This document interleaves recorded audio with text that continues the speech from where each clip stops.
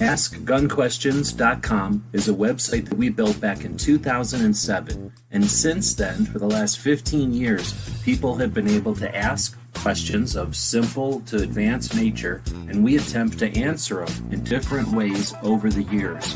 Join us now as we start a new series to answer gun questions.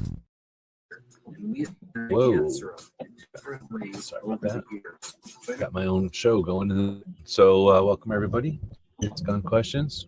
It's like my internet just went crazy again. I think my internet will stay connected when he's driving, but go live on Saturday to attempt to answer questions that come into the website, like the intro says. Tony and I were just chatting off air here while I was in Orange. So let's just continue that. First off, thanks for joining. Yeah, thanks for having me. I appreciate it. That was crazy. A double intro. So anyway, let's get started with why you're on the road. Get everybody up to date on what's happening in New Jersey. All right. So I've been really busy this year, and because of my injury, I haven't been getting out of the house. Hurt my knee. I just go to work and come home. I was in a lot of pain.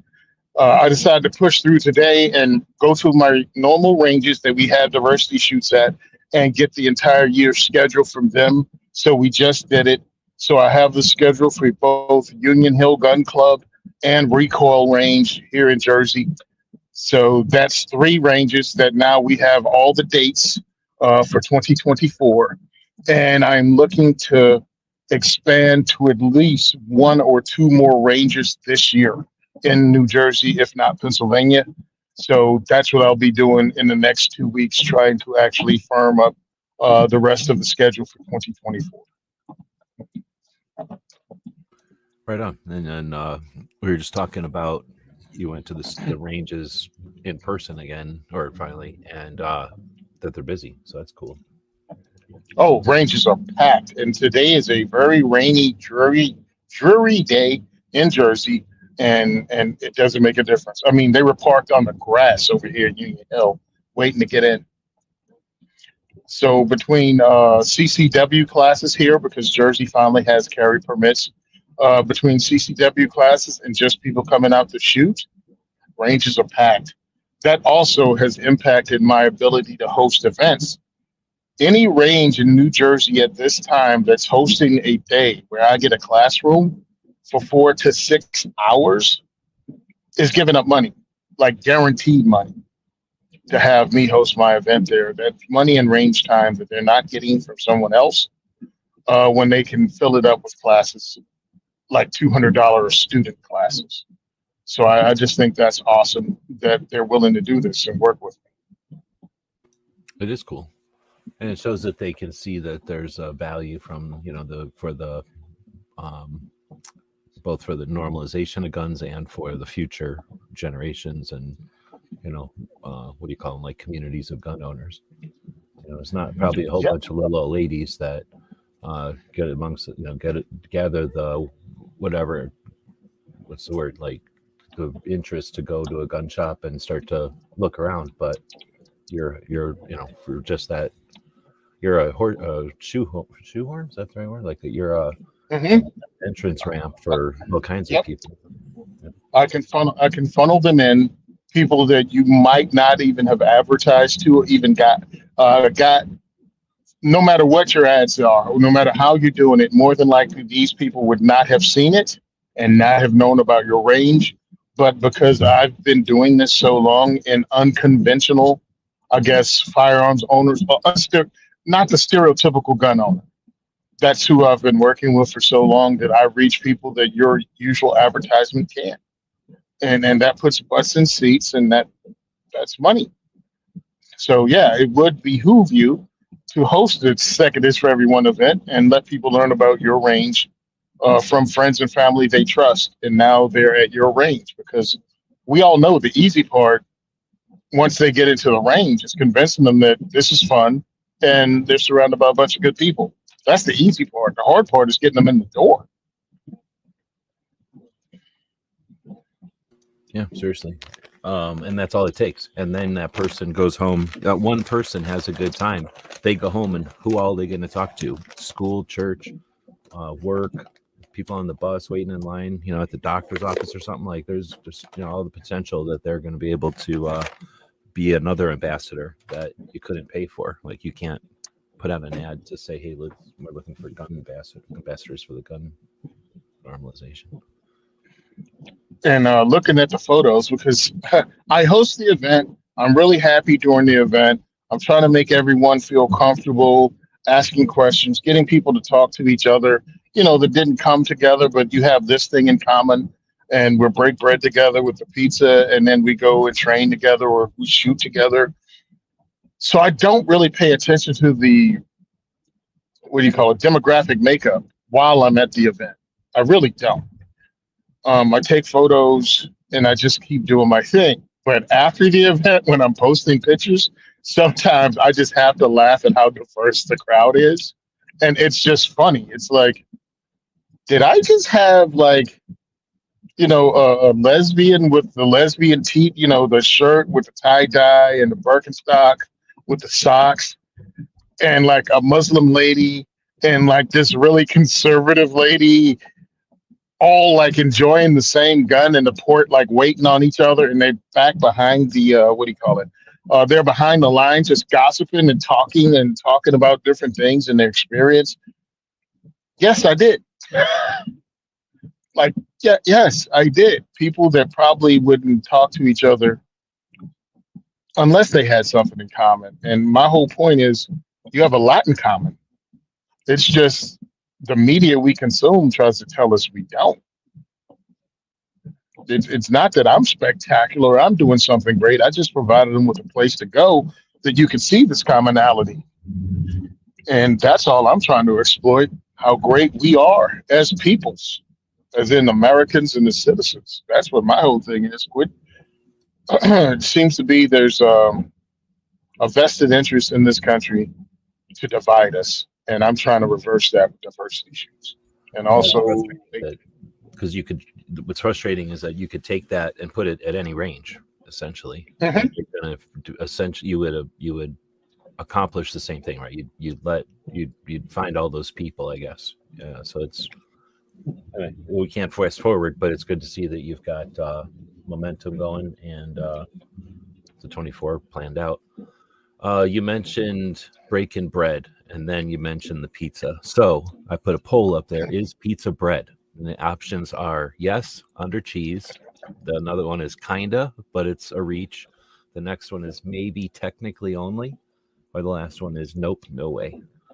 So, I mean, we know there's bread in there, but do you get to count it as bread is the question. So I don't know. I figured that was interesting. I don't think anyone's ever hit that angle before, so we're throwing that one out there for people that are live. If you're listening to this as a podcast, though, you should probably listen to some of Tony's other podcasts. If you're a podcast listener, Tony hosts a bunch of them, or co-hosts a bunch of them, and we all appreciate the likes, thumbs, stars, whatever the heart, whatever the thing is that the platform offers, and then a comment that really helps a lot with the mechanisms, the behind the scenes for how the podcasts recommend other podcasts, and that's what gets more people listening. So as much as we appreciate the Patreons, the people that financially support what we do, what Tony's doing, the people that participate in those platforms is priceless. So we appreciate both. But we're here to answer questions. I've got one from a while back. That'll be the first one today. What caliber should not be in a revolver, and why is it 9mm? But I didn't put that in there. That was part of it. But what caliber should not be in a revolver? I think the longer calibers. That's the only thing. I don't have a problem with revolvers and weird calibers. When you get too long of a bullet, though, then the cylinder just gets so long. It's difficult for the thing to maintain its like mechanical, whatever that's called, like operation, right? Like it just gets wobbly and All of a sudden, like I posted a picture up of a Thunder 5. And if you're from the 90s or you saw, what was it, Three Kings, the movie with Ice Cube, George Clooney, and I think Mark Wahlberg back in the day, they had that revolver in there in 45-70. Well, once you get a casing that long, you have a very, very, very heavy cylinder, which affects how that trigger pull. You're not going to have a great trigger pull, at least double action, with something that heavy. So, I mean, you can have it. It just doesn't seem like a fun gun to shoot at that point. Like I fired Smith & Wesson 500, Smith & Wesson 460s. And pretty much if you really want to be accurate, that you got to shoot a single action. At least in my opinion, because compared to a 357 Magnum, a Smith 357 Magnum trigger pull, that thing is long and heavy. At least is what I can remember. So when you start getting into rifle calibers or rifle length calibers, I think that becomes a problem. 9mm, I guess they did it for the same reason they did 45, maybe 45 ACP to supplement something. I mean, originally, maybe. Right. Or like, we don't want to have to buy 1,000 kinds of brands of ammo or types, I guess, calibers of ammo. So let's give the police the revolver and somebody else the semi, and we'll make them both 9mm because they can play 38 probably. Yeah, because and 9mm is more powerful than 38. People don't know that, but it is. But it's like kind of compromise, like, or at least as a revolver, I assume it was some sort of a compromise. I don't think. Yeah, definitely. Like, oh, what we really need is this, because it doesn't give you more rounds. If it gave you more rounds, that'd be one thing, but you still get your whatever number it would be. It doesn't give you 350. It doesn't give you 357 Magnum power. So what is it? 38 plus P power? No, it had to be a compromise thing. And I mean, not even that great because you have. Go ahead. No, finish up. Because you have to use wow, I can't think of the word, moon clips. You have to use like, moon clips for that rim or whatever. Yeah, so I was just going to say that I have a bunch of different, now that I'm thinking about it, I guess weird caliber revolvers. I have a revolver made in Paris that shoots 25 ACP, and then I've got two different NAAs, one that shoots 17 HMR, and then I've got one that shoots 17 Mach 2. Those are neat because they're 22s that are tapered down, so they look like a little 223, but they're a 22 tapered down to 17. So that's a tiny little bullet, right? So they're a tapered, like shouldered cartridge. They look like a 223 going into a thing, and the one is a 22 Magnum, and the other one is a 22 long rifle. So the Mach 2, I think, is the shorter one, is super cool. And that the revolver there is just such a neat concept. And they only made them for a little while, so that was really hard to find. And then I think that's all I have for revolvers. I wouldn't mind getting a 45 ACP revolver just because they're kind of neat. They're kind of big and goofy, but I just like the idea of being able to shoot, 45 out of one. But I'm trying to think. Oh, with that 30 super carry, do you think that would be somebody'd make a revolver? So I guess I was talking to the dude from Federal, is it Chris? And that might have come up. And I think the idea is that that's what it's really close, or did he say it was really close to the 32 H&R? But essentially, it's sort of like, the 32 H&R, I think, comes from Federal also. We've talked about that often. That was sort of because 380 was too little and 9mm guns were too big. And I guess 25 AC, 20, what was it? 32 revolvers were too small. 38 revolvers only gave you 5 shots. So they said, well, what if we put a 32 into a J-frame and give you 6 shots? So they said, okay, we'll make this 32 H&R kind of a hotter 32. And I'm wondering if something like that with 30 super carry, maybe they give you, I don't know if you could get 5 rounds of 30 super carry into a J-frame. And I don't know if it's too long because it is a long. You mean 6 rounds or 5? Sorry, 6 rounds, an extra round, I should say. Yeah. Should be able to if you can do it with. I mean, if you get 5 with 9, 30 super carry slightly smaller diameter, might be able to pull it off. Yeah, I don't know though, because it's, you get smaller diameter, but then longer, and then like you say, run into what you were saying with the cylinder. But anyway, that's the only other thing I can think of that's even a modern, or that's developed since the revolvers have all been made. And I can't think of anything else that just seemed like a dumb revolver. I don't know. I'm not a big fan of the shotgun revolvers, the Judges and things. I like that Thunder 5. That's separate, but I don't have a problem with them. I mean, buy them all you want. I just don't like them. I just don't want really any of them. I'm not a big fan of the limited, ability of them, but for reasons, and people like them. I mean, I understand them, but so I'm not going to shun them or nothing. But I'm trying to think of like a revolver that I've seen that shouldn't have been, or that just seemed dumb, and I can't really think of them because I don't know. It's kind of like a bolt action, who really cares if you put something into a revolver as long as it works? Yeah, I mean, if we're talking just caliber, but if you're talking like some weirdness, like a Matebo, like there's that stuff. But it didn't shoot a weird caliber, right? It still shot 357 or something. What's up? It still shot a regular caliber, right? Yeah, I'm just talking about the function of it and the weirdness of it that way. And I mean, I just find it all unique. To me, it's all unique. So Celebrate it. Aldo is saying no high pressure in revolvers for me. Say over 50,000 whatever pound 50,000 psi. Yeah. 308 would be silly with a gap, loud flinch. I agree on 4572 unless you had a reason. May as well do an SBR if you want to do a 4570 revolver. Well, I think the 4570 revolver is just because it's 410, and they figured, I think they made it as 410, and then someone said, hey, if we make this thing solid enough, then we can do both. I don't think that... More than likely. I mean, unless what do you call it? What do you call it? Like recoil junkies that just said, no, make it just because we want to shoot it, not because it's needed for anything. I just want to shoot it.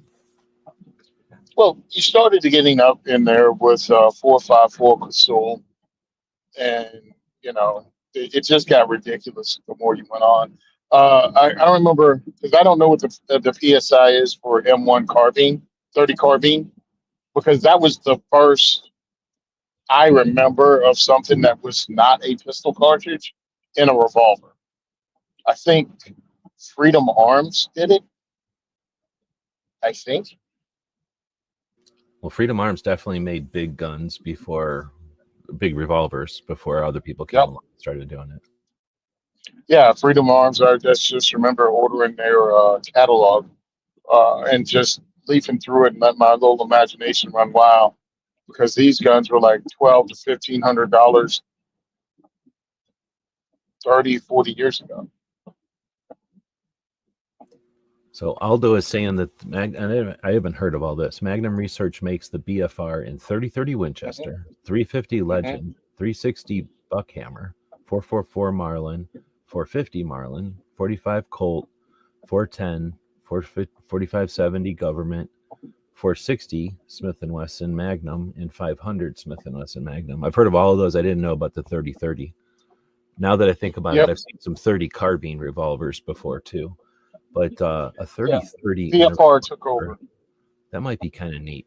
I'm thinking for like hunting sheep or something, where you're climbing up a giant hill and you don't really want to take a giant rifle, but you need a rifle kind of because you're going to be shooting a long ways and you got to get a sheep. I think that might be kind of neat. I'm a big fan of 30-30 anyway, so if you're going to carry lever action and then carry that might be kind of a neat thing. Although that's a huge gun. Yeah, exactly. When you really get into, because I know what you mean. I went through a phase where I tried to pick up every book and read every article online about handgun hunting and why you want to do it. But really, when you get into rifle caliber revolvers like the BFR, you're still talking about a 5, 6, 7, 6 pound pistol, when you can probably get one of the lighter weights rifles and probably come in about that, about 7 pounds, which is a big difference between 5 and 7. Well, I think but there's not that also big. an element besides just like the stats. I think there's, like let's say it's your 13th hunt and you Yeah, got 12 with that or 10 with that rifle and then a couple with a yeah, bow and now you're looking, you want to do something different. Um, true. you know, Yep. It's more of a skill level because you still have to get closer. You still don't have that powder burn. So yeah, it's yeah, that's a greater. good point. It, Yeah. yeah, it's greater distance than a bow, but not so great a difference distance as a rifle. When I So was now a you got to kid, work on your stalking and your camouflage. when I was a kid, my uncle hunted way more than anybody else, and I can remember as I grew up, when I was a little kid, he hunted like a regular person with a rifle and he'd go out hunting in the truck and everything. And then I'd say by the time I was in high school, he was to ultralight bow hunting, stalking, and lots of optics and creeping right up on critters. Because essentially, once you know how to do what you can do, you want to challenge yourself. And, subsequent years and years and years, he'd get to where, again, he got down to a bow and arrow because he didn't like shooting with rifles. It was, he had already done that. Essentially, it was, like going backwards. He wanted to get more skill involved or more interest, more tough. So I thought that was Mhm. kind of, you're going to have that, I suppose, with all, or at least you have that potential with a lot of hunters, especially because this was back east where there was a lot of critters. So I think you probably, it's not like, anyway. Although saying I'd pick up a 4-pound rifle in titanium with carbon fiber barrel in 6.5. Wait, in 6.5 to 300. Does that mean 6.5 or 300? With scope or 26 or 27 Nosler over a BFR?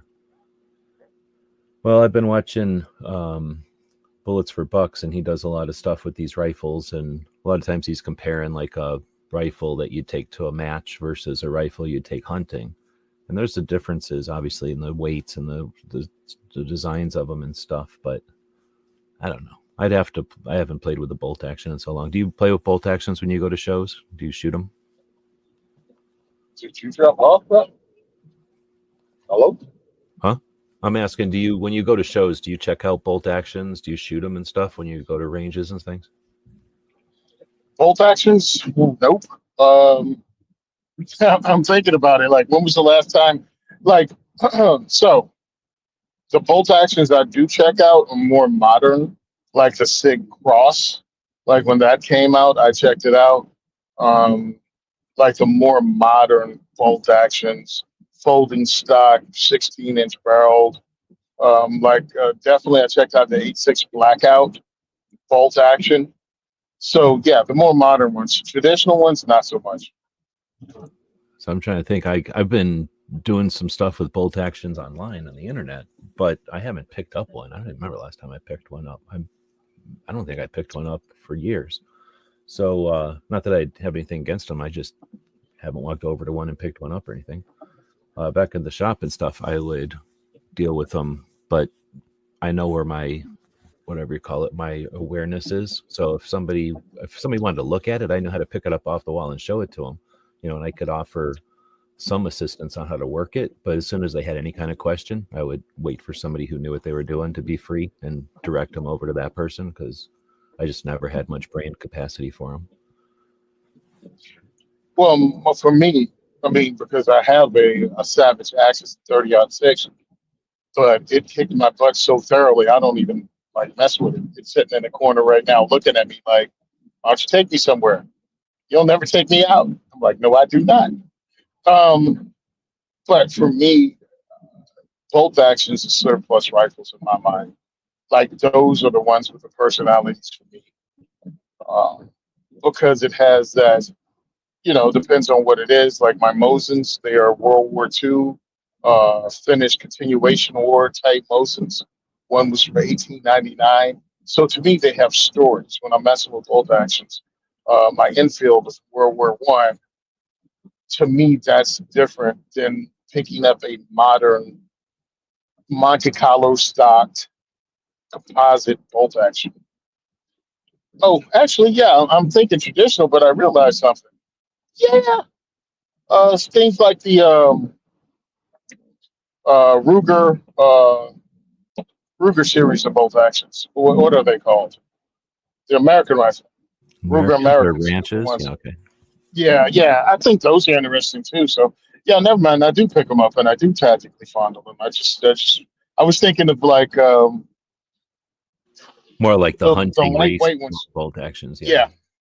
Yeah, yeah, like Christensen arms and things like that. And I'm like, yeah, those I don't look at, but yeah, some of the more modern stuff, yes, I do. I do check it out because I think it's interesting, especially when we're talking like something that feeds from a 5.56, like a Stanag mag.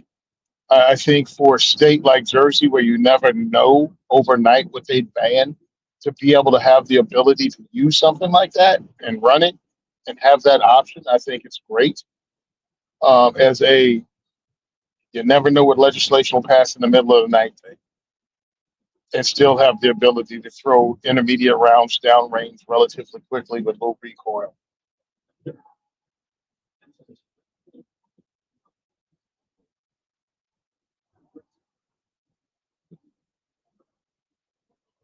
That's interesting. Aldo saying, I love Finnish Mosins too, Tony. My first was M44 imported from Ukraine from Solidar Salt Mine Arsenal. UA? So is that United? No. UA Soldar. No. What is UA? In what way did he use UA? Oh, it says Soldier Salt Mine Arsenal. UA sold off in mid 2000s. So I don't know if that's the name of the arsenal. Oh, UA is Ukraine. Okay. So Because, that yeah, I had some of the arsenals, or what do you call them? Yeah, arsenals that I think that's what you'd call them. The bulk guns that were put up by the Russians in Ukraine as cold storage or whatever, and then once they broke off into Russia's, right, just like that movie. Once they broke off, they started selling off all that stuff the Russians didn't own anymore. So I'm assuming that's what he means. That'd be pretty cool. Yeah, it's a quick turnaround, easy money, man. They qualified. They came in the States in huge numbers. Like my Finn, like I got a Tika. It's just the story behind it because you know these firearms are used. There was nothing that was made and then stuck in storage because these countries are actually fighting for their very existence. So if you have a a Mosin that was made in the 40s, more than likely that thing was in someone's hands at one time or another, and sending rounds downrange. Don't know which side or which side, but somebody was shooting it. And the Finns actually upgraded the Mosins uh, over what the Russians did. Mine has like they free floated the front end with cork. They smoothed out the insides, the trigger. I mean, I've shot it in competition. I also have a Russian Mosin, and the Finn Mosin is just much better. And it's a regular Mosin. It is not even one of the M series, the shorter ones, which I wanted them. But when I got into Mosins, it was like a Mosin because it was early. It was early in the online thing. And I didn't see a lot of Finn Mosins, and to be able to see the difference between the shorter Mosins and the quality of how good they are was different. Now I wish I would have picked up a bunch of them because, they were like $150 back then. My first Mosins were under 50. I had a friend that imported them, and I helped him on his doing some stuff. So, well, one, he never charged me more than a couple of bucks for him anyway. And so that first original price, because I started buying them from him probably in the mid 90s, and he just always charged me that under $50 price. And he had racks and racks of them. Their story, though, was that during Vietnam, the U.S. government had put a bounty on Mosins, and any gun really. And the Mosins, though, were ones that were collected and then sold as scrap or sold for resale, and they could be brought over anyway. He ended up with them, but they were essentially from Vietnam, collected by South Vietnamese, brought back as a bounty, like $5 or something, he said. And a bunch of them had essentially like this little ring in the trigger guard. And he told me that those were the cooler ones because those were the ones that were set up as booby traps, and they were taken down as a booby trap for the bounty. But some motherfucker put that thing up there with a little band around the trigger and then a tripwire. Walk past it and get a 7654R into your beam, and taken down for the bounty. So the bounty got the guns out of the theater, but it also accomplished that. So I didn't get one of those. He wanted to keep those separate. He wouldn't let me buy those, or maybe I did. I can't even remember. I'm gonna have to go look. But that was the story of ours. They were bounties from Vietnam. So not only did I not pay much for them, but of course I'm never going to sell them because they're amazing. Plus I gave them to everybody I know had them back in the day when it's still under $50 was probably like saying $100 today, right? I mean, this is in the 90s or something, but it was still at a time when I was making enough money and I didn't care. So, I mean, everybody I knew that was into guns, like, here, have a Mosin or two. It's another gun that we can go shoot. And 54R didn't cost nothing. It still doesn't. Well, I don't know what it costs. Nothing. But it costs nothing. People didn't like to shoot it that much because it kicked so much. And these were ugly guns. I mean, by no means are these the guns you're paying $100 for. These are guns that were coming out of trees in Vietnam. But that's how cool they were. But anyway, so that's and then he had a bunch of other ones. But after that, I'm like, I don't want no Nagant that's been in an arsenal somewhere. Like you say, they do have history to them. But I knew the history of ours, and I'm okay with mine. Although since I have a couple of more Mosins that are specimens, but mostly because of the bayonets. I bought them so that they'd hold the bayonets that I had on them. It's just, to me, it's that story. It's the fact that it was used. It's the fact that it's been there. Like, that to me is really important over the overall mission of a firearm. It's like, no. This thing was used to defend home and hearth.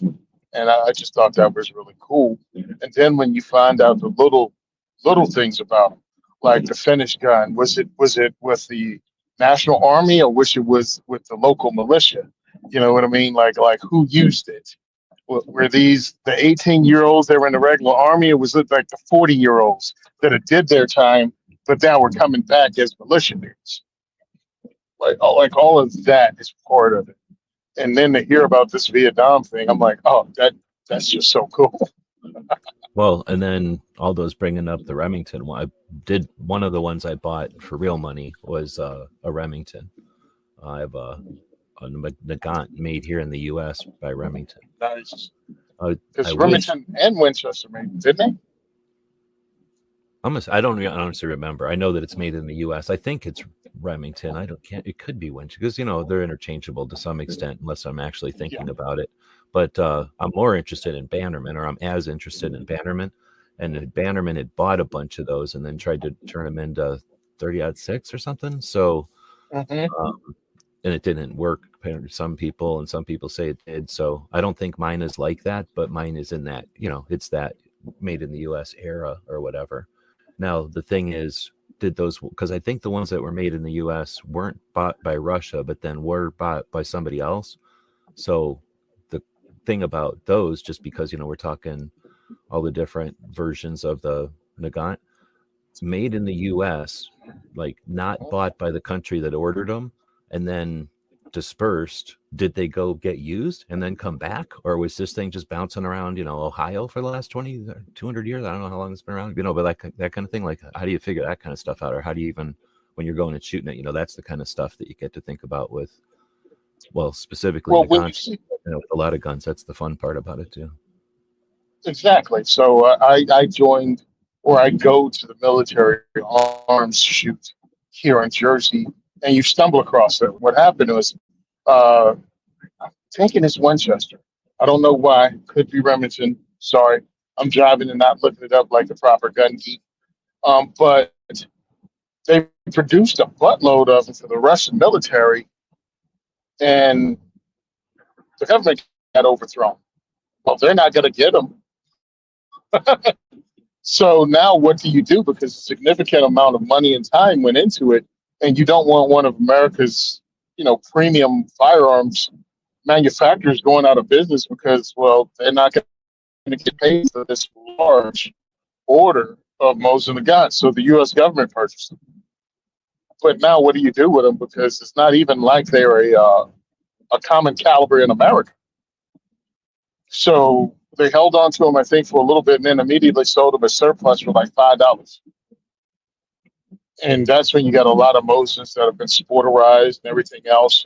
And still, you have a 7.62 by 54R, which is like .312 or .311 caliber. So as close as you got is like 303 British. I think it's near that. Yeah, but it was a caliber that you could get the gun, but nobody had that ammo laying around, and you couldn't reload that ammo. That wasn't a thing really. So yeah, you're trying to rechamber it into something, right? Yep, and that's where you got a bunch of weirdness, and at least it was made in America, so you wasn't. It should have been made to a standard that might have been better than what Soviet standard might have been in the day, as far as metallurgy and quality control. But you still had a gun. Sorry, I'm interrupting. I'm reading Aldo's comment here. It says he's telling us some information about them, and he's followed up with, I'm a semi-expert on Mosin history, many Americana and Russian books on them, full armor's tool set for them too. And that made me think that the most concise thing I've seen on the Mosins is the New Jersey Collectors Club. We've talked about that one before, but there's a club in New Jersey, and they meet up occasionally, and they'll bring their collections, the assembled collection for the Mosin. I think it was like 2 or 3 episodes because there's so much going on with Mosins. But I think they did one for Russians specifically, and then they did like others. I might be confusing it with one of their AK ones, but they did a pretty decent. I mean, I'm sure there's all kinds of fancy videos where fucking millionaires who make fucking YouTube videos, and everybody knows about those. But the regular people who actually give a shit about the stuff and have done the research and are, reading books and retaining the knowledge and aren't just trying to prepare videos to make $1 million bucks. Those are the stuff I like to watch. Because those are people that figured it out, got the information from whoever they bought it from, and then are now presenting it to other collectors. So I think that that's probably the most recent and maybe the most thorough one I've seen. I know we've talked about it. I don't know if it was on this show or what, but I know I've linked to it maybe 2 years ago, somewhere in the past here, but I'm sure you can find it. Is it the New Jersey Gun Collectors Club? Is it that easy, or is it something? It's damn close.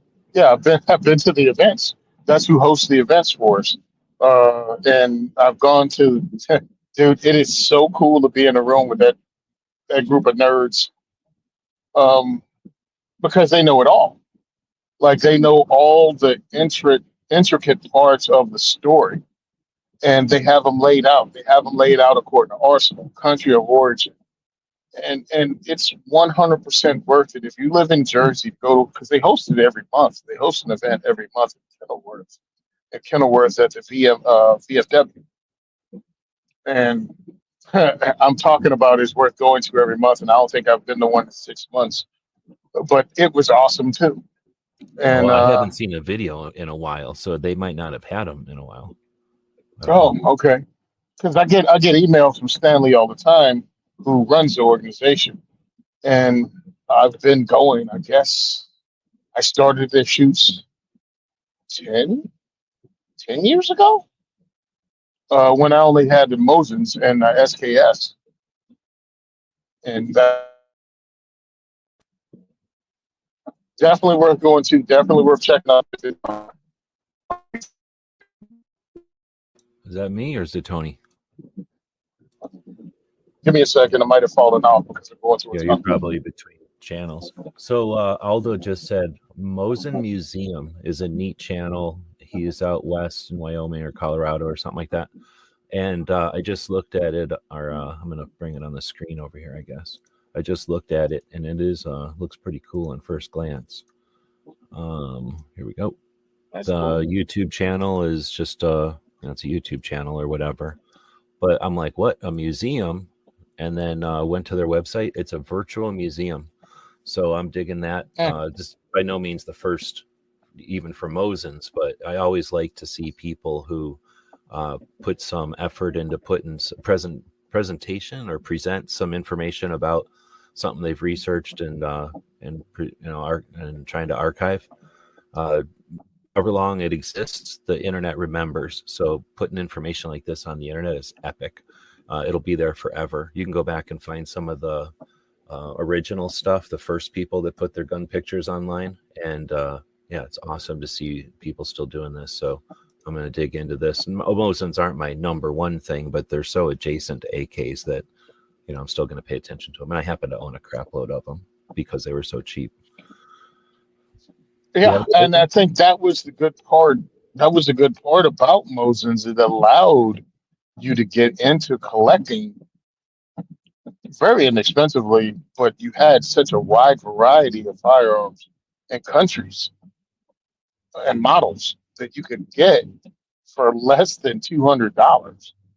I mean, at one time, Soviet sniper rifle, snipers, Mosins were like $250. And that was before it was worth it for people to make counterfeit ones.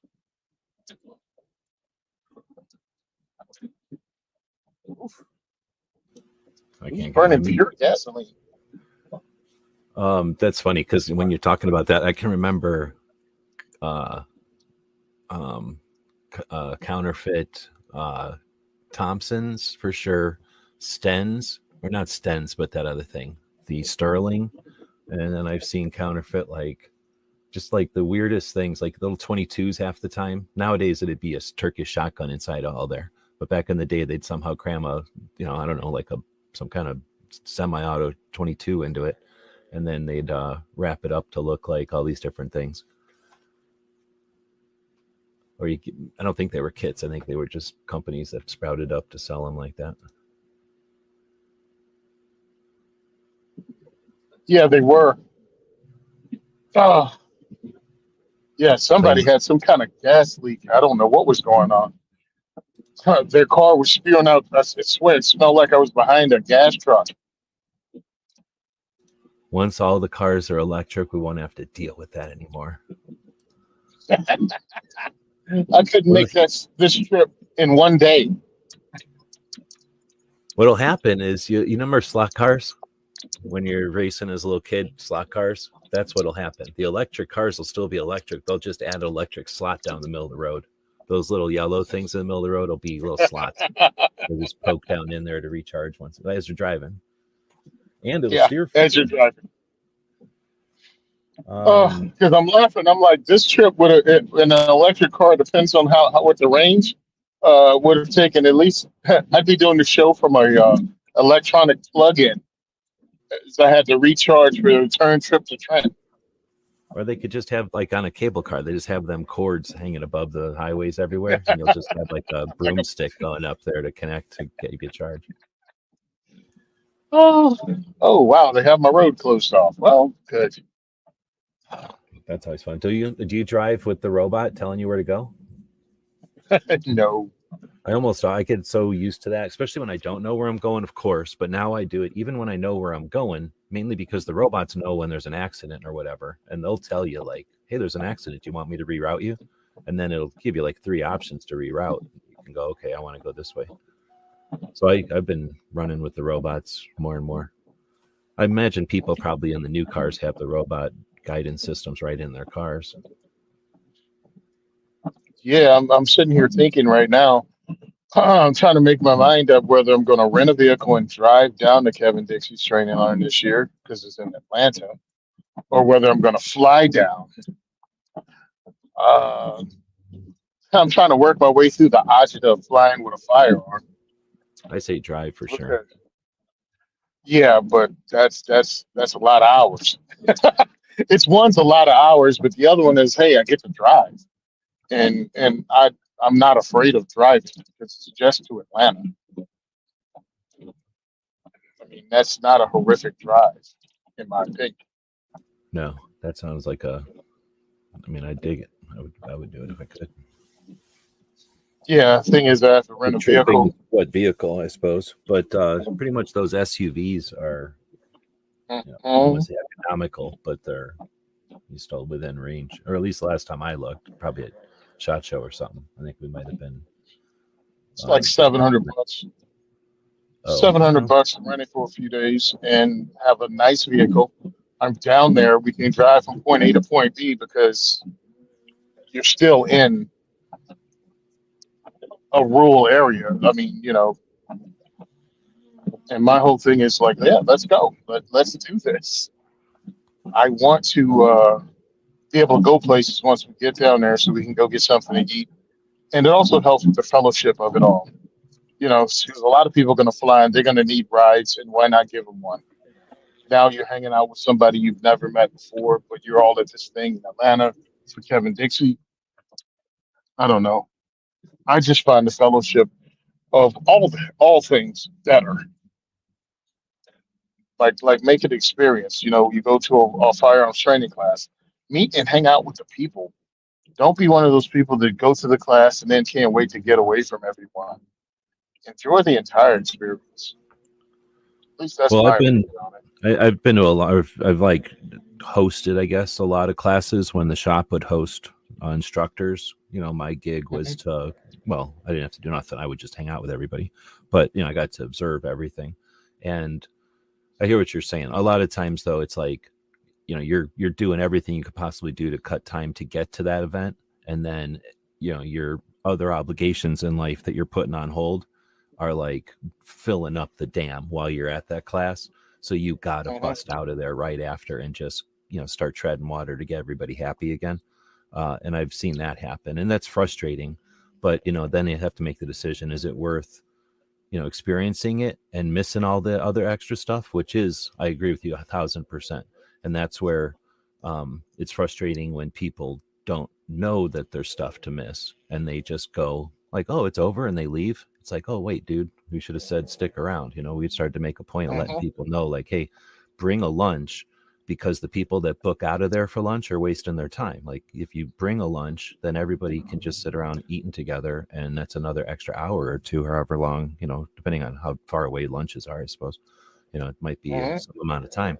And that's usually time with the instructor, because rarely do instructors leave, the range or whatever. But some people, they don't, think about that, and they book out of there to go get a Subway sandwich. And was it really worth that Subway sandwich? No, because you missed a chance to actually talk about what belt do you use, what holster do you use, what ammo, who's your guy for ammo, who's just things like that. Or like you said, you're talking to the instructor. Hey, I always had a question about doing this, or what if I do this? And you're not taking away from anyone's class time. Yeah, exactly. It's off the clock. Exactly. And now you hear their opinion on, oh yeah, that news story, or everybody's, some joke, and now you're come back. The worst is people that come back and they missed an inside joke or whatever. Oh yeah. And the rest like the people with the ice cubes, and then everybody starts laughing, and whoever went to lunch and got their Subway is like, what? What? I don't get it. And that's 45 gap. Okay, let's get back to it. So Plain Nut said, Tony, a reminder, he forgot about the guys in the club, and it looks like their meetings are on his days off, so that's cool. We have succeeded in helping out someone get united with the Collectors Club. Awesome. So this one was from way earlier, but I started. So Aldo is saying, hey guys, hey all, I have a question. I got a second M6 Scout. Now I have two, a 22 long rifle and a 22 Hornet. For survival, what 22 Hornet load would you use in a pinch? Which would work for deer? Not that I would. I don't know nothing about Hornet. I didn't even know there is different Hornet. I mean, I have Hornet in my collection, but I don't know enough about Hornet to know there's a range or anything. So do you know anything about it? No, not at all. Not for 22 Hornet. And I mean, I thought it was pretty cool that he's got another M6 Scout. So now he's got two. That's pretty cool. No, I don't. I apologize. It just sucks because I don't know anything about loadings for 22 Hornet. Yeah, like I said, I've had a bunch because they look cool. They look kind of like a bottle of champagne. They look weird. They're a big They look kind of like a 38 that bottlenecks down, but a curvy bottleneck. It looks like a bottle of wine, I think, if I'm remembering it right, Yeah. down to a 22. So it's this big fat 38 down to a 22. So it looks super interesting. But I think, are they a revolver load, or am I crazy? I think they can be put in a revolver also. But Yeah. these are 410 / well, these are rifle shotgun combos. So there are 22 on top and a 410 underneath, right?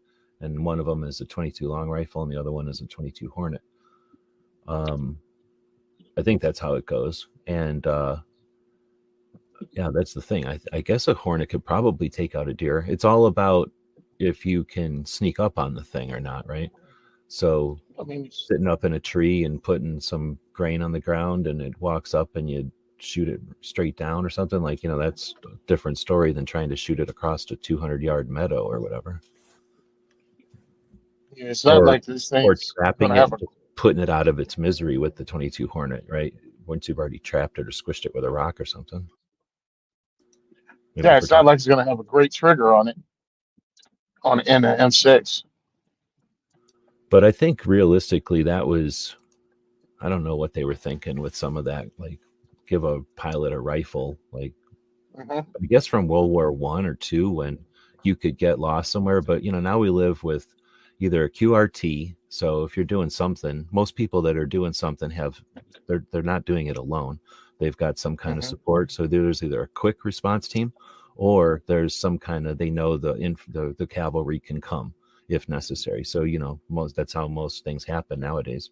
So I just don't know if that's in how small the world is compared to how big the world used to be. I think nobody's, in other words, I don't think there's too many stories where pilots go down and they have to kill large animals for food to survive. Like they're usually just sitting there for a minute until somebody shows up and gets them, right? Well, some of that stuff was also for crews for B-52s and transport aircraft that would go and be in weird places because of the range, Right, like back in like the old days, and there was no B-52s. only another B-52 could even get there because nothing had enough gas to get to wherever you were remotely. Yeah. And the I guess same thing with I should shut up transports. because as Yeah, soon as I think of like Africa or the jungles of South America, I should probably shut up because that's a whole nother thing. yeah, it's a whole nother world. Yeah.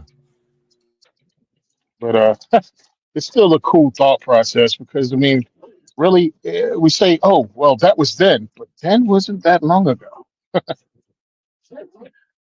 Then the '60s weren't that long ago. The '70s weren't that long ago because they still had these things, and they were going for lightweight with a lot of it because it goes out on the ejection seat with you. New York Outcast is saying that according to Google, deer have repeatedly been taken with the 22 Hornet in the past. I know back in the old days, like our grandfather's generation, they didn't have giant rifles and bullets and stuff, so they were definitely doing everything with 30-30 and less, pretty much, right? Like except for 45-70 or something, or I guess huge rifles, but I don't think anyway. I think they were definitely making do with what they had back in the day. Well, back where I'm from, Virginia, you had the part of Virginia I'm from, hunting with shotgun. It was not really legal for you to use centerfire rifles to hunt deer because it's so flat comparatively. And you didn't need it. I mean, obviously it was working. People could use buckshot or slug and get the deer, so you didn't need anything crazier than that. I think now it's more of, I want to shoot from far away, or I guess it's far away, really. There's only reason to have something that's super huge, unless you're shooting a caribou or one of them giant things. Wait, what's bigger, a caribou or a moose?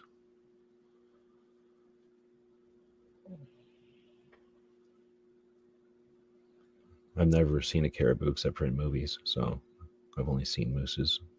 And I don't think I've seen a giant moose. I've only seen regular sized moose. Tony's muted, though. I'm going to say what Aldo was saying about the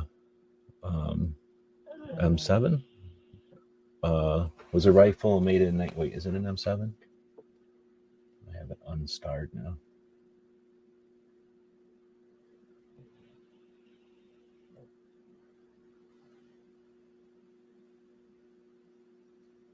Tony, you're muted, so if you're saying stuff, we're not hearing it. M6 Scout. Okay, sorry. Am I mixing it up with an M7? So the M6 Scout was a rifle made in 1952 and served aboard the B-52 and B-58 bombers. Their planned XB-70 nuclear bombers, so that they could fly and drop nukes on Russia and then survive until picked up in Russia or evade back to friendly nations. Okay. So almost like for a specific purpose. Okay.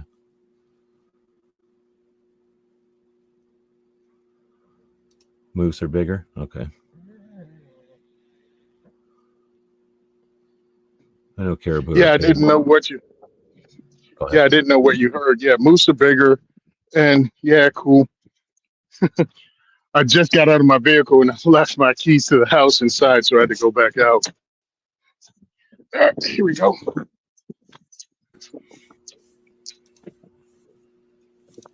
All right, we're back to questions again. Another one says, what do you think of the Arms Corps M200? Affordable freedom?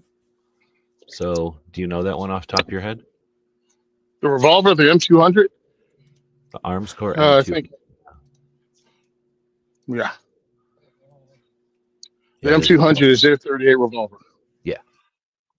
Yeah, you run it, it's good to go. I mean, see, sometimes, because I was thinking about this, because I'm going to ask them for one, for the diversity shoots. And the reason being, when we have another run on guns, name brand stuff is the first thing to disappear. And then you end up with Arms Corps revolvers. You end up with the EAA, what is it? Windicator. And people need to know if that's good gun. They need to know whether it's decent. And I think it'll be a good thing for me to have a couple at diversity shoots. A couple off-name brands that doesn't get a lot of play on YouTube. Or, you know, the guy who's showing it on YouTube doesn't have much experience reviewing guns or don't put a lot of rounds through them.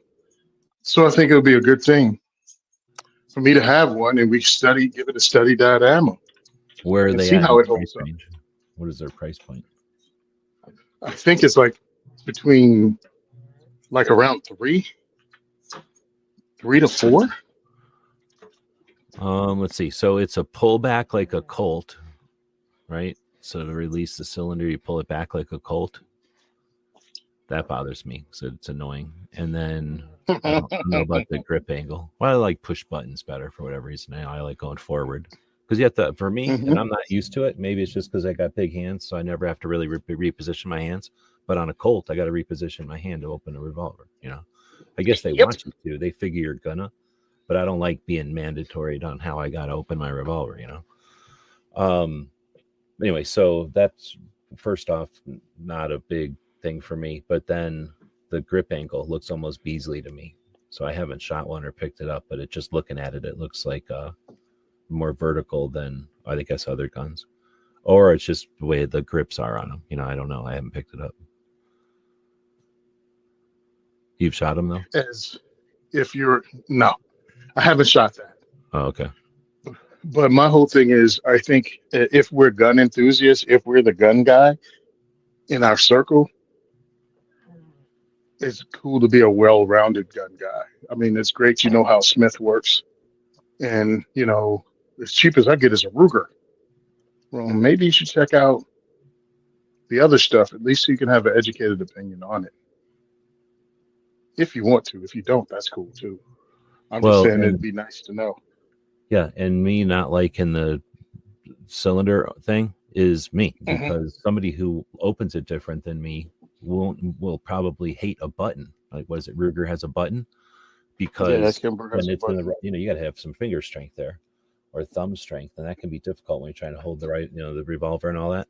And then the Smith, which I prefer, just a little push thing. Some people hate that because they insist that it rides on their holster and opens all the time or something. So we all are different, but how by picking it up and fiddling with it or going shooting it or whatever. maybe even buying it and deciding you don't like it and trading it in. You're allowed to do that. So that's why I'm checking out things like SAR, because SAR, Turkish company, uh, they also make revolvers. They have the SAR 9, which I think a few people know. They make their CZ75 clone, and they also have this revolver they have that I checked out at the Great American Outdoor Show with a 6-inch barrel. I think it's like the M38 or something like that. Sorry, M38. To me, it's worth looking at things like that. Rossi has a revolver. Check it out. Because again, when we have an ammo apocalypse, or all the guns are snatched up, and your cousin who's never in the guns call you and go, "Hey man, I'm at the gun store and all they have is this thing from EAA or this thing from Rock Island. Should I buy it? Is it worth it?" At least you'll know because you shot it a little bit and you know the ups and the downs. Or sometimes people will find that and you can't explain to them why they need to spend more than $300 on a brand new revolver. It's like no matter what you say, you can't convince them that if someone sells a $300 revolver, why in the heck would you buy a $1,200 revolver? Gun's a gun. Yeah, I mean, I think you could do the car thing, like the difference between a cheap car and a medium car. And I don't know the cars enough to know the brands to put in the mix here, but a cheap one, a medium one, and a Porsche or a fancy one or whatever, fancy cars, Mercedes or something. So some do, but some just don't want to hear it. And it's like, okay. Well, no, but then there's some people that are like, yeah, well, I don't care about cars either. So yeah, so for exactly. that reason, I'm going to buy the cheap car. And you're like, okay, well, then know what you're doing. Like, then don't complain when you don't see the performance of the, because that's the main thing is that people, if they want to buy cheap, they're going to justify buying cheap. And this is for me, tactically thrifty dude. But I know it's not going to be just as good. Don't be angry at me when you discover how not just as good it is. Because I'm not mature enough to walk around life not saying I told you so.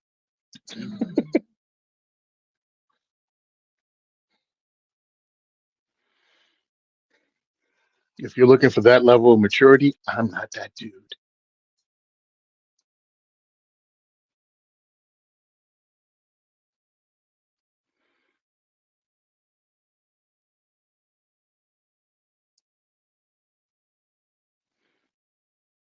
All right, there you go.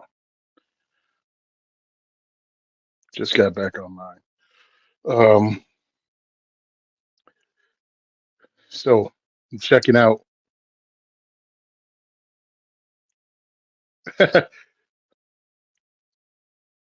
Kind of, but it's a reach. There you go. Get this poll out of my way so I can see what's on.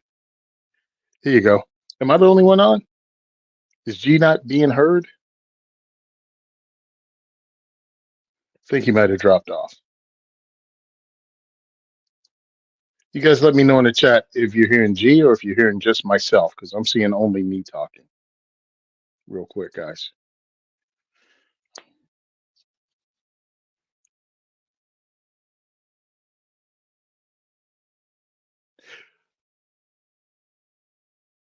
All right, cool. All right, let me go ahead and then, since it's the Tony show now.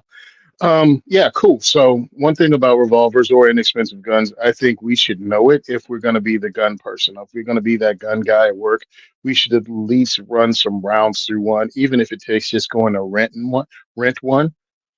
Or you can start your own inexpensive gun collection, picking up things like the SAR 9, picking up things like I think it was called the Rock Island. Rock Island makes a Glock clone, but it's aluminum frame Glock clone. I think it's called like the Striker 2000 or something like that.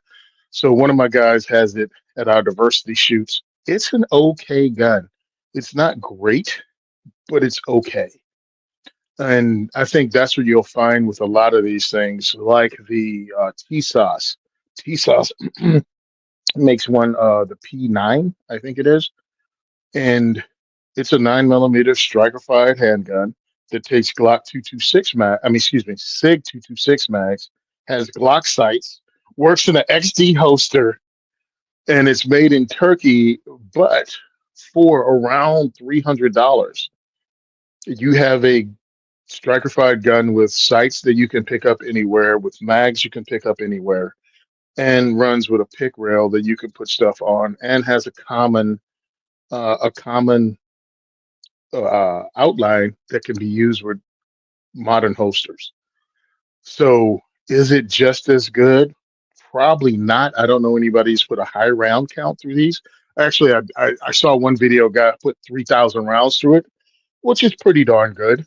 And he said he didn't have many problems with it, but understand that it is not a Glock. It is not an HK. It is a T-Sauce out of Turkey, and you got a good deal for what you got. So I think it's incumbent upon us as gun people, if you want to be educated about inexpensive guns, to be able to give people at least good advice on them. I mean, if you're telling me you only have $300 or $350 to spend on a firearm, on a handgun, and you're gonna carry it or you're gonna have it for home defense, I tell you get a police trade-in Glock, Smith and Wesson, something like that first. That would be my first stop. Second stop, if you want to get something new, pick up one of these types of guns that I just described, and I think that's a good start. Because why not? I think that's a great way to go. All right, what else? Yep, Rock Island and the Arms Corps are both inexpensive to use.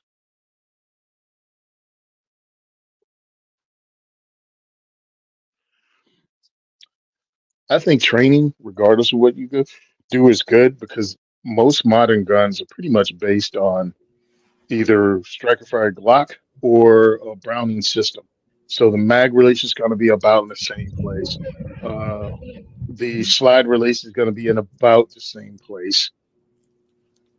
And I don't think there's a lot of difference between, because form follows function at this point. They figured it out. It's not like in the beginning when you had all kinds of different firearms out there. I think they mostly work about the same. It's getting the safety on and off. That's about the only difference. Okay, sorry for leaving you hanging there. I have a bad internet tube, so that's all right. I was trying to do a thing for. Are you paying attention to Professor Yamane is doing a 7-week webinar, his course at Wake Forest University, like a scaled down version of it. He's offering for free starting on Monday. So I did a quick video before this to talk about that, and I think it was like 6 minutes in, it glitched like this, and the video is like 4 minutes long because it took me 4 minutes to come back on and end it.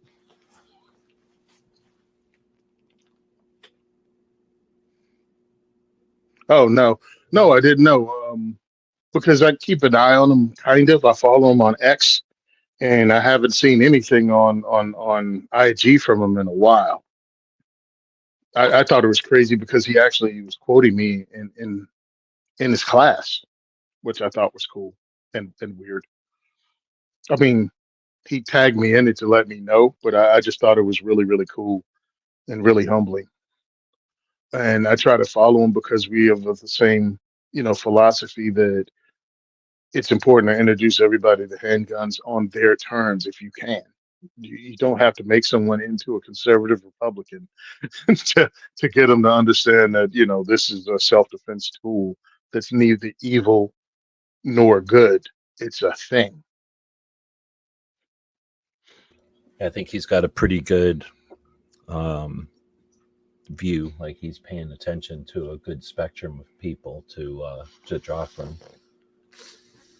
So it'll be interesting. It's a bit of a obligation because it's 7 weeks every Monday, but then I think it's a couple of hours. So it'll end up being quite a bit of data. It's all recorded though, so while it's live and after the pre-recorded part gets shared, there's a Q&A. So that's the incentive for being there for the live part. It's all recorded, so you can watch it after the fact as a thing to watch. So it's available. It's going to be available for everybody. So anyway, it's just going to be an interesting thing. I don't think closest thing I can think of is maybe the things that happen at SHOT Show, the SHOT Show universities they call them, or something like that. And those have been happening since at least 2008 is the first time I went to one, and I think they were happening before that. And those are kind of like up training or skill building development for people in the industry for different aspects of it. Or like the one that Maj did was, to, I guess, create offer in, it was training, I guess. It was to offer insight, I guess that's what I'm looking for. It was, that specific one was for gun shops and how to reach bigger audiences, be more aware of what I guess experience a gun shop. So anyway, those things that happen at SHOT Show, and those don't get recorded, like except for that one. Was I streaming it from the back? I would have been. I usually do stuff like that. So I think it's being no, I wasn't to bother, because I think it was being, you guys were like producing it for Maj, like whoever was doing it, I'm pretty sure from up front. And you get a mic. Yeah, I think if I remember, I think somebody was recording it.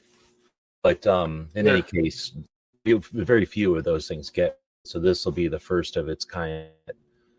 Is something that live on this topic and available afterward. It'll be cool.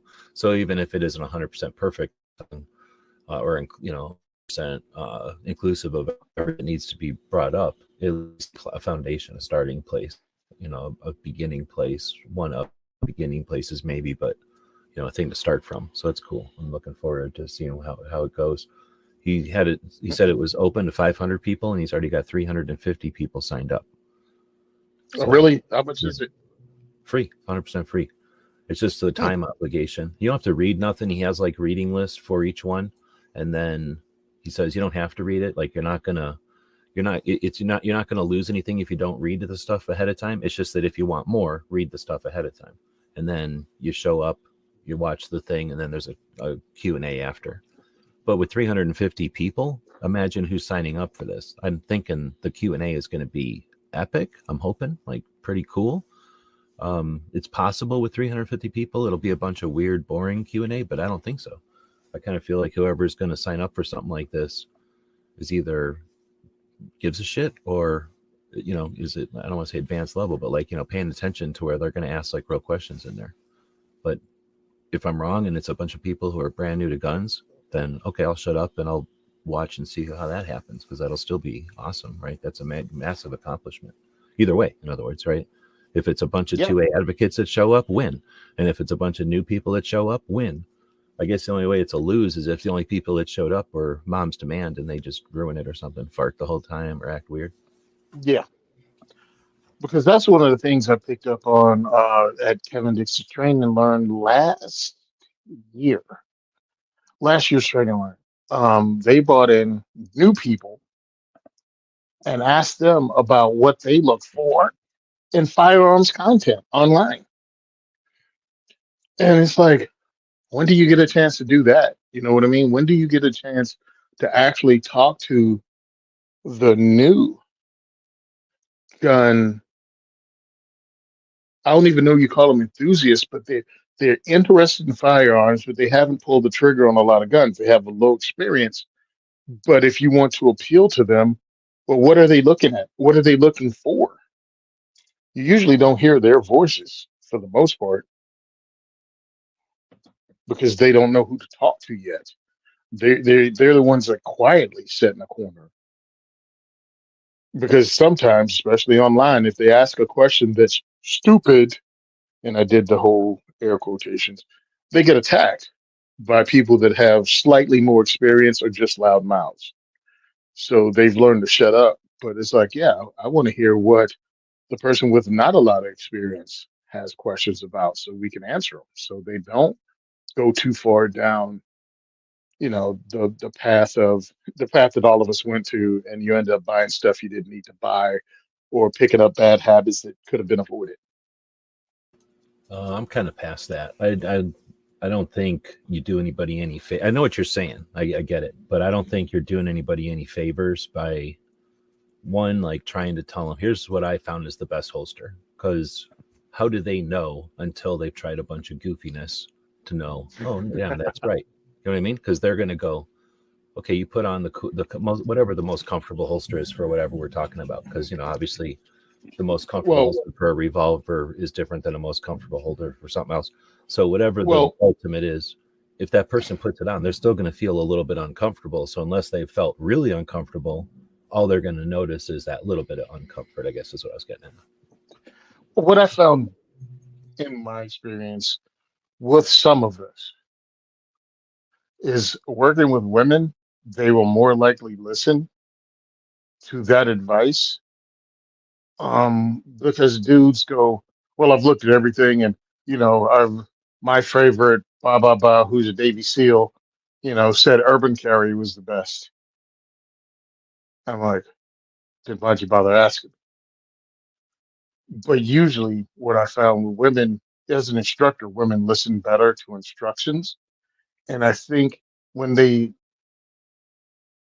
when they are brave enough to ask for advice, they will listen to it, at least with these things, from people that they look to as subject matter experts.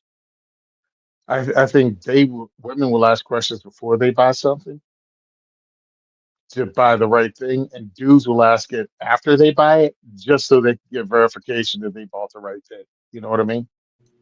Yeah, I was going to say confirmation. Like some people are looking for confirmation and some people are looking for suggestion.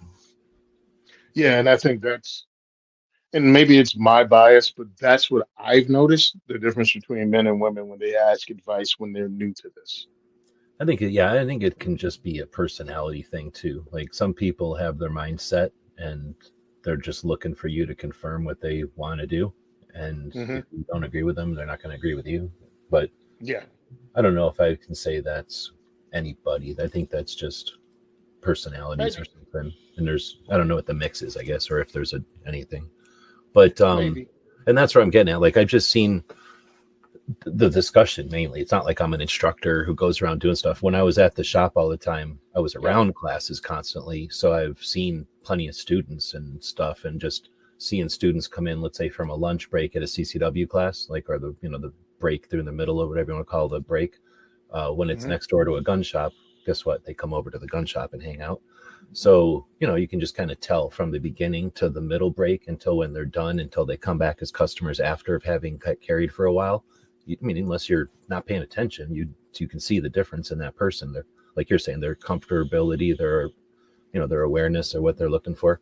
The first time they come in, they don't know nothing. By the time they've carried for a year, they come in and ask for what's bullets they want, and ask if there's something new they need to know about, and then they're on their way. So, they're going to develop, and somewhere in there is, I think, when we have the, I don't know what it is, like something you come into it like, oh, I see this cool thing in a movie, so I'm going to figure out how I can carry like that. And you're going to do everything you can figure out to do to get somebody to agree with you that that's the way you should carry, until you do for a while, I think. And then you go, you know what, a shoulder holster is kind of stupid. If I was sitting in a canoe, yeah, okay, I could see why I would want a shoulder holster, but I'm not sitting in a canoe and it's in my way all the time, and I'm constantly bumping it into things, and it feels like there's, something in my coat always, and I have to wear a coat all the time. So, what I'm saying? Like, I think people have to do it before. I don't know. And some people's personalities can be like, okay, I'll listen to that experience and I'm not going to buy a shoulder holster. Other people are going to go, no, I'm still going to buy a shoulder holster. It's not going to be Yeah. uncomfortable for me. 'Cause I wear a coat anyway. Hmm. So Yeah, that's why. you're right. So at It's that point, funny I'm like, though. you know what? Buy the holster. Like, who cares? So we're all going to have a thing of holsters, like big whoop. I think we all Yeah. have a thing of screwdrivers. We probably have way more tape measures than we need.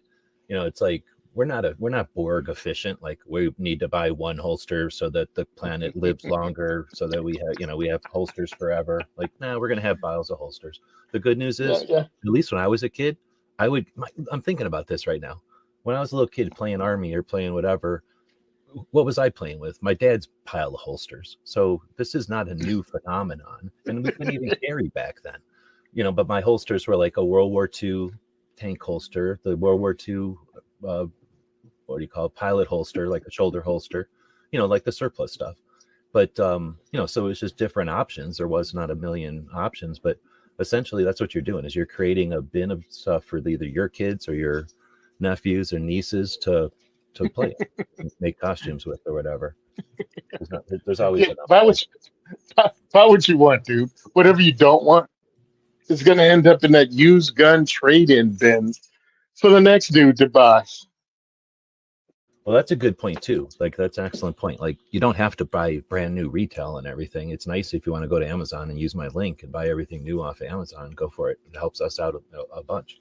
But you can definitely go to the gun shop. And I always say, visit your local shop, support them when you can. When we did the tour and stuff, that was the whole goal. I went into a lot of debt just so that we could advocate for going to local shops. Again, you don't have to buy the most expensive stuff in the shop. Oftentimes, buying stuff out of their $5 bin is 100% profit for them because somebody brought in, here's my 30-30 lever action. I don't want it anymore because I need to upgrade to whatever. And here's everything that I had for it. And all that, everything that they had for it, they just gave to the shop. The shop put it in that $5 bin. Every time you buy something out of that $5 bin, that's probably worth $35 or $70.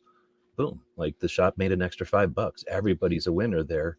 And, that's the kind of stuff where you can keep a shop in business by just buying stuff out of there. Everything's $1, everything's $5 every time you go in there. If you do it once in a year, it doesn't help them out very much. But if you make a point to spend $20 in the shop, and if you don't want to necessarily buy $10 worth of product for $20 every time you do that, think about those $5 bins or go to shops that have those $5 bins. I'm cheap, like you say, but that's an awesome way to be able to tear through holster styles and FBI can't. 100%. Yep. I really That's smaller the back carry. The only problem with FBI, well, I don't like smaller back carry because of I'm fat and it just pulls my pants down in the wrong place. Like I don't want any of that happening. Plus I also do a lot of parkour, so I don't want to snap my back if I fall on it.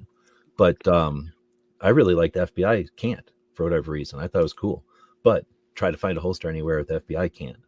Like in the 80s you could, in the 90s I guess or whatever. But anyway, so if you wanted to try something like that, yeah, buy a $5 holster. Probably was $70 when it was new. You can find out if you like it or not, and then go buy the $70 one if you really like it. Or have somebody make you another one. You can also pick up things that everybody says, oh, well, that's old, like key mod handguards. And I'm like, why wouldn't I? Or even key mod attachment parts. I'm like, I don't care. All I'm putting is a flashlight and a sling on this thing. Why do I give a damn?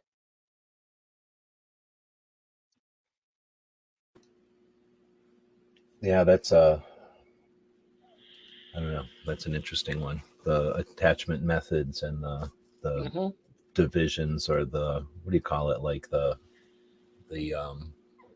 camps that have arisen.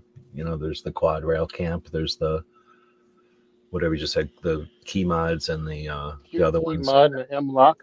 Then there's probably something else because I don't even know them all. But there's probably somebody that petitions for like the round thing, and then maybe somebody that doesn't care, and then maybe something else I'm missing completely. But I'm like, because one of the things that's a big topic. That was the word I was looking for. A big topic for YouTube videos and even mentally, because we do it. If we're gun nerds, we do it. Mentally putting together, like in your mind, what would I put together if I had to do a $600 AR build? Like how could I do it? How would I do it? And I'm like, man, you hit that used gun bin and you have a free float for it and that you picked up for $30 because no one uses key mod anymore. All right, cool. Boom. There you go.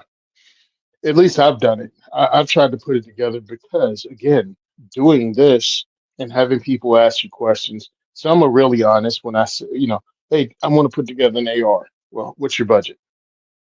And when they give you a budget that's almost ridiculous, you're like, all right, dude, you're going to actually have to put in work to do this.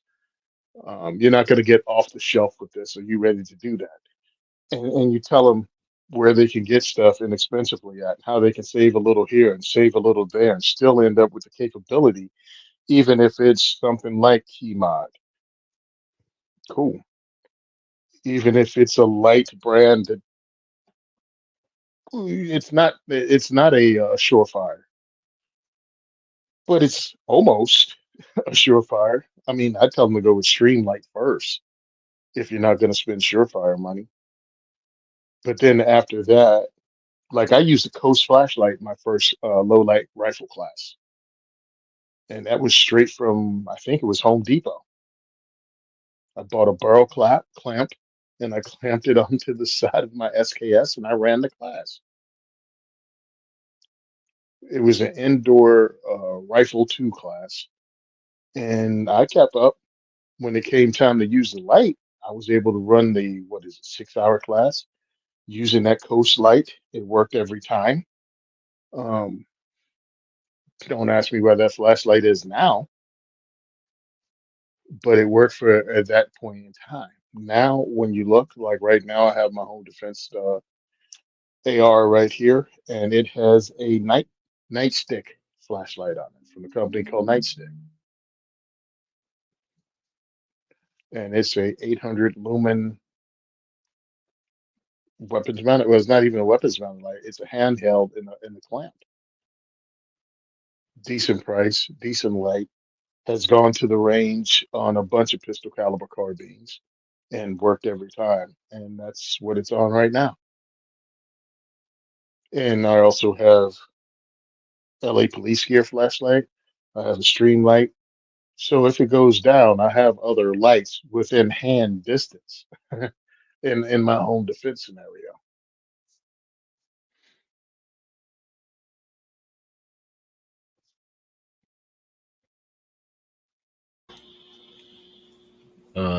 Aldo has a good point here. What works for one doesn't work for another. I was going to add to that too, that over time, what you hated now, 3 or 4 years from now, could flip Mm-hmm. around. And that's happened to me with 100%. collecting and stuff. I'll buy stuff and not even pay attention because it was cheap or because, I just knew I needed it for the collection or something. And then years later, just developing the collection and stuff, I can appreciate the stuff that I just casually acquired.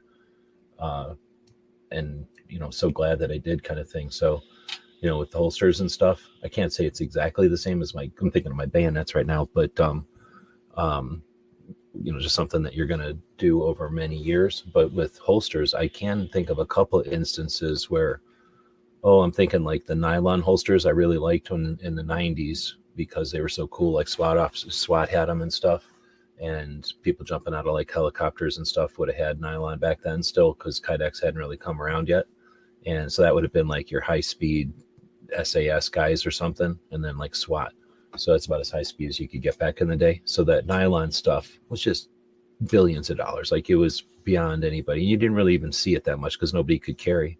But then I remember somebody showed up at a gun show here in town with a ton of that stuff, and it was super cheap, and it was like not blemishes, but like sewing errors. So like they didn't even finish sewing some of them because there was a mess up, and so it was like from the factory. So it wasn't even seconds. It was like literally like probably 80%, 90% of the way sewn, but they were super cheap, like $5 for the holster or something.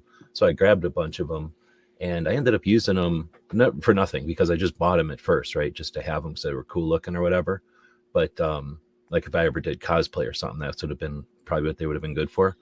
But years later, when we were doing something somewhere, I was like, oh, you know what these are perfect for? And they were just good for when I was carrying a bunch of guns somewhere to a class, and essentially to use them as, what do you call those little tiny gun Stocks, Yeah, but I mean, like like the they make little tiny ones for pistols instead of the long ones for rifles. Um, but the little pockets, like the big carpet that you fold in half and it's got a zipper. Like that's what mhm. uh, that's, unless you buy something out of nylon, that's pretty much, at least I had a bunch of those available to me because they have them at the shop all the time. But instead of carrying around those things, I could just put them in these holsters, and now my guns aren't smacking into each other in the bag. Because I don't carry my guns around in the boxes they bought in, or I bought them in, and I don't have if I'm carrying a holster I like, then guess what? I'm carrying it, right? Like it's on. Yep. So what am I going to carry the rest of my 3 guns that all fit in this holster? Well, that's where I was like, oh, I got all these nylon holsters. Perfect. But anyway, so I ended up finding a use for them years later that I would have never thought of when I first bought them. And I don't want to say like hoard junk, but go ahead and hoard junk. It's only a holster. Yeah, no. I Using mean, that stockings, that's a great idea. The ones I'm talking about are huge, like the big giant nylon drop legs. It's probably like 5 pounds of nylon altogether, but a big flap. oh, the drop leg holsters from back in the day. Yeah. Yeah, it's hilarious. I finally did sell them on eBay, but I'm guessing the person that bought them, I probably sold these like 2-3 years ago to pay bills, and I'm guessing the person that bought them today is probably for cosplay or dressing up like a mannequin for some like, 90s SWAT looking guy or something.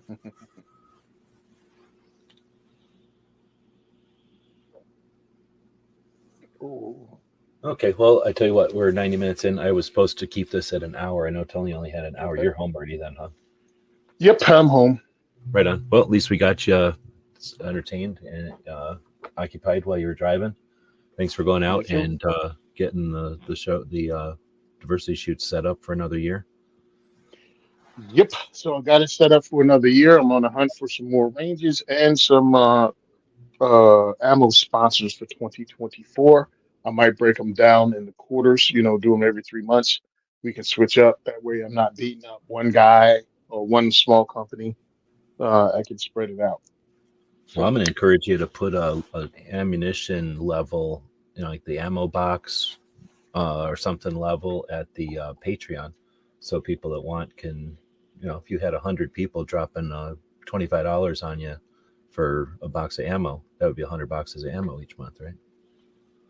yeah, right. Oofa. That would be awesome setup. Anyway, so we'll, if you want, we can update the site here with the new dates or whatever. If you want to send them to me, I can update it.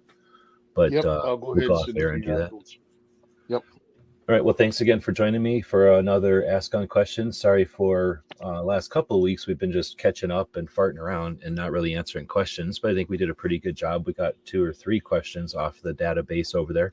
As the beginning of the show says, though, Ask Gun Questions. I bought that domain in 2007 when I bought a bunch of stuff. Like I say, we're gun websites for a reason. I have a lot of websites. Most of them are just out there to provide information. When I saw the internet starting up, I thought, let's make sure that there's a place on the internet for data, not for anything else, just to get information out there. So a lot of them don't have, I guess there's technically an ad or 2 on them, but they're not there to make money as an ad site. They're just there to be a place with the info. Like I say, the internet is recorded more than once a day at this point. So there's websites that we've had up like this one since 2007 that have just put valid gun information up there. We're here to normalize guns, to make it as obvious as possible for people to, get information. So this is an effort in that. And since 2007, this, the effort has changed over and over. Even a year ago, Clover was hanging out with us all the time. So like this changes all the time. If somebody's interested in joining and being part of it, if you got cues for the A's that are out there, let me know. There's this, and we're just doing this mainly so me and Tony can hang out and chat. But also, to accomplish this, to get some, time each week for people that know that there's a place that they can get questions answered. And have it focused on guns. Most of the stuff I do is 2A focus, so I do like to every once in a while talk about guns. At least give you my old crotchety opinions on guns, because I have different crotchety opinions as a lifetime gun owner. And Tony and Clover, when he was jumping around, same thing. We have different opinions than people that jump in with all. It's not like we know more. It's just that we've had time on the clock. So we know what it's like to be bored with a whole platform. We know what it's like to get exhausted with lever actions and then get into shotguns and then get into pistols again and then get rifles and then go back to bolt actions. Like, you don't just, when you've been old and you've been around for a while, people that are just starting just haven't had that chance yet. So hopefully we're giving you some crotchety old advice that's useful. I forgot about the poll. So Tony brought up pizza and bread earlier inadvertently, and I made a poll out of it. So people have been answering this whole time. the poll was, is pizza bread? And the options were, number 1, yes, under the cheese. Number 2 was kinda, but it's a reach. Number 3 is maybe technically only. And then number 4 was no way. So what's your vote, Tony? What would you have voted for? Oh, it is, but it's a reach. Okay. And then which do you think won? Oh, okay. Because I was about to click on it. I think the first one won. I think Yep. yes. Under the cheese got 40%. Technically only got 27. A reach got 20. And then no way got 13. So I don't even know. I never even thought of it before, but it sounded like something that I'd never heard anybody have a poll about ever. So I figured let's put it out there. So I mean, pretty much technically it 89% is. says yeah. Yeah, I mean, it is bread, but whether or not you would count it as bread, because here's the thing: would you ever put down a pizza on the table and then also have bread on the table? Got a point. You know what I'm saying? Like at a meal, I can tell you, hell yeah, my grandma would not make food without bread on the table. So Bread, you regardless. could be eating sandwiches and there's going to be bread on the table. Number 1, but we'd have pizza and spaghetti and bread.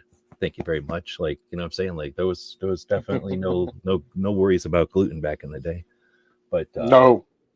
so I don't think like pizza, I mean, technically it's bread, but I think it's a separate thing. You know, that's why they have it a different name. But yeah, see, garlic bread, exactly. Okay, well, hopefully we gave everybody something to go get hungry about and go eat. Have a great rest of the week. Tony, you take us out of here. Let us know what's happening with whatever the next diversity shoot is. Cool. The next diversity shoot, if you want to follow us, go to diversityshoot.com. You can also follow us on The Second is for Everyone on Facebook, Simon Says Train on Instagram, Second for Everyone on X. Our next diversity shoot is April 11th at Gun for Hire Range in Woodland Park, New Jersey. If you want to donate, visit diversityshoot.com. You can make your donations there through PayPal or through our Patreon. So I really appreciate it. What else? Oh, and you can listen to the 2A4E podcast, the Second is for Everyone podcast, on your favorite podcast app. I know 100% it's on iTunes and it's on Spotify. So if you want to check us out, please do. I just put out a brand new podcast last week, and I'm recording another one this week. I'm trying to stay on schedule this year. So thank you very much for dropping by and putting up with me. GearWebsites.com is your source for firearms-based playing cards and books. We also have mugs, shirts, and posters with designs that we've made live. Of course, we have patches. Every Friday is Free Patch Friday. We appreciate your support. Thank you for shopping at GearWebsites.com.